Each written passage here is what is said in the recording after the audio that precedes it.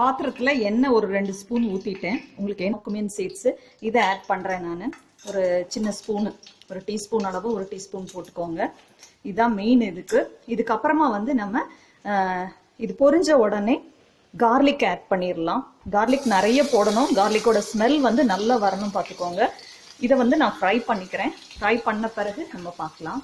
சாட்டே பண்ணிக்கோங்க. சாட்டே ஆயிடுச்சு. இப்போ நான் வந்து இதில் பச்சை மிளகாவும் வெங்காயத்தையும் ஆட் பண்ணுறேன். கொஞ்சம் அது நல்ல ஃப்ளேவர் வரணும். அதனால தான் அது ப்ரௌனாக ஒரு பிங்க் கலரில் வரட்டும். உங்களுக்கு வந்த பிறகு நம்ம திருப்பி தக்காளி ஆட் பண்ணி அதையும் நல்லா வதக்கணும் பார்த்துக்கோங்க. நல்லா சாட்டே பண்ணணும்.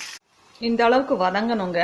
நல்லா வதங்கின பிறகு இந்த தாலை நம்ம வந்து ஆட் பண்ணிட வேண்டியதான். இதில் கொஞ்சம் வாட்டர் ஆட் பண்ணியிருக்கேன் பருப்பில். உங்களுக்கு வேண்டிய அளவு கன்சிஸ்டன்சிக்கு ஏற்ற மாதிரி நீங்கள் ஆட் பண்ணிக்கோங்க. லாஸ்ட்டாக வந்து இதில் ஒரு ஸ்பூன், அவங்க வந்து நார்த் இந்தியன்ஸ் வந்து இந்த கரம் மசாலா இல்லாமல் சாப்பிட மாட்டாங்க. கரம் மசாலா ஆட் பண்ணிக்கலாம். நீங்கள் சில்லி வேண்டான்னா நீங்கள் வந்து சில்லி பவுடர் சேர்த்துக்கோங்க. க்ரீன் சில்லி வேண்டாம்னா, உங்களுக்கு அல்சர் அந்த மாதிரி ட்ரபிள் இருக்குன்னா நீங்கள் அதை சேர்த்துக்கோங்க.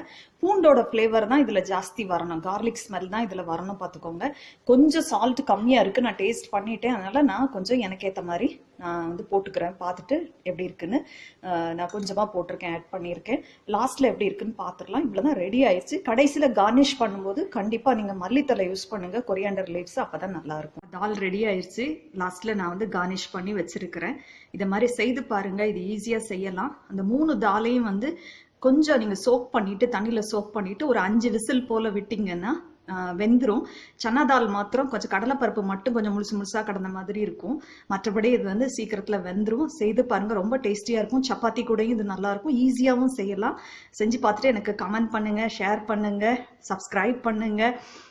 யாரெல்லாம் சப்ஸ்கிரைப் பண்ணியிருக்கீங்களோ எல்லாருக்கும் ஒரு big thank you. Thank you very much. Thank you for வாட்சிங்.